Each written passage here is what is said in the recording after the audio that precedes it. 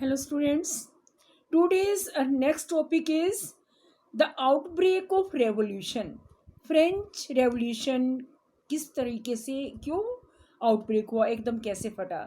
Problems तो पहले ही चल रही थी जो हमने पढ़ी थी लास्ट वीडियो में, लेकिन अचानक ये सब कैसे हुआ। Let us study. To fulfil the expenses of court and palace, Louis 16 had to increase taxes. हमने पीछे स्टडी किया है कि लुइस 16 लग्जरियस लाइफ बिताता था, उसे अपनी महल और कोर्ट के खर्चों के लिए मनी की ज़रूरत थी। जो शाही खजाना था, ट्रेजरी थी, वो खाली हो चुकी थी।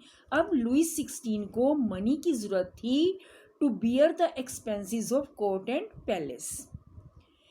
इसके लिए उसे क्या करना पड़ा, टैक्स बढ़ाने पड़े। He had to increase taxes. लेकिन वो टैक्सेस अकेला नहीं बढ़ा सकता था, इसके लिए उसे assembly of the state general की मीटिंग बुलानी पड़ी। ये असेंबली ऑफ स्टेट जनरल क्या था? It was an assembly of it was a political body to which the three states sent their representative, जिसमें फर्स्ट, सेकंड और थर्ड तीनों state के रिप्रेजेंटेटिव शामिल थे।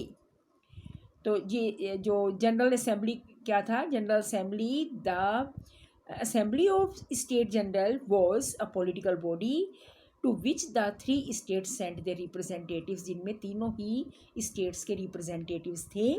तो in 1789 Louis XVI called together an assembly of state general to pass the proposal of new taxes. अब new taxes वो एक अकेला नहीं लगा सकता था रूलर, तो उसे जो स्टेट जनरल्स की बैठक बुलानी पड़ी और उसने 1789 में ये बैठक बुलाई। तो इसमें क्या था कि first and second state sent 300 representatives each. First और सेकंड स्टेट के 300 मेंबर्स थे, who were seated in row facing each other. एक हॉल में मीटिंग बुलाई गई, वहाँ फर्स्ट और सेकंड स्टेट के जो लोग थे एक दूसरे की तरफ फेस करके चेयर्स पर बैठे, लेकिन 600 members of third state had to stand at their back. और जो थर्ड स्टेट के लोग थे, 600 लोग थे जो big businessman, merchants, doctor, lawyers, court officials, यानी बड़े बड़े जो थर्ड स्टेट के जो रिच लोग थे वो उनके पीछे उन्हें खड़े होना पड़ा। Peasants, artisans and women were denied to entry in assembly. Peasants, artisan और वुमेन को असेंबली में एंटर करने पर मनाही थी, उन्हें एंटर नहीं करने दिया गया। तो ये भी उनके लिए एक क्या था, बड़ा उनके लिए हैरेसिंग मूवमेंट था। इन द पास्ट, पहले क्या होता था, voting was conducted on the notion that each state as a whole had one vote. यानी एक स्टेट का ओनली वन वोट होगा, फर्स्ट स्टेट का एक वोट होगा, सेकंड स्टेट का एक वोट होगा और थर्ड स्टेट जिसमें 600 मेंबर है उनका भी एक ही वोट होगा। ऑब्वियसली फर्स्ट और सेकंड स्टेट क्या करते थे, जब वोटिंग करते थे तो उनके दो वोट हो जाते थे, फर्स्ट और सेकंड स्टेट की फेवर में। थर्ड स्टेट का एक ही वोट होता था तो हमेशा हार जाता था। अब उन्होंने क्या डिमांड की, but members of third state demanded that each individual should be given a right to vote. अब यहाँ पर जो थर्ड स्टेट के लोग थे उन्होंने ये डिमांड की कि हर पर्सन को एक वोट डालने का राइट होना चाहिए। Each individual should be given a right to vote, कि हर पर्सन को वोट डालने का राइट होना चाहिए। There will be one of the democratic principle of Rousseau written in the book of social contact. ये उन्होंने रूसो की बुक सोशल कॉन्टैक्ट्स का आइडिया आगे एक्सप्लेन किया। When their proposal was rejected by the king, the members of third state walked out of the assembly in protest. जब उन्होंने अपना idea रखा तो उनके आइडिया को किंग ने उनके आइडिया को मानने से इनकार कर दिया। तो इससे नाराज़ होकर थर्ड स्टेट के लोगों ने वॉकआउट कर दिया, असेंबली को छोड़कर प्रोटेस्ट कर दिया। वो असेंबली छोड़कर बाहर आ गई। The third state declared themselves as a national assembly and drafted a constitution to France which limited the powers of monarch.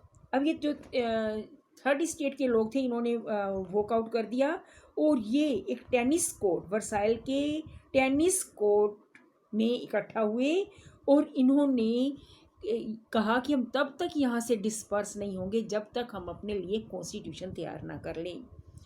और उन्होंने कॉन्स्टिट्यूशन तैयार करना शुरू किया। जब यहाँ पर जिस समय ये नेशनल असेंबली कौन थे? जो मेंबर्स थे, थर्ड स्टेट के मेंबर्स थे, वो उन्होंने अपने आप को नेशनल असेंबली में ऑर्गेनाइज कर लिया, नेशनल असेंबली डिक्लेयर कर लिया।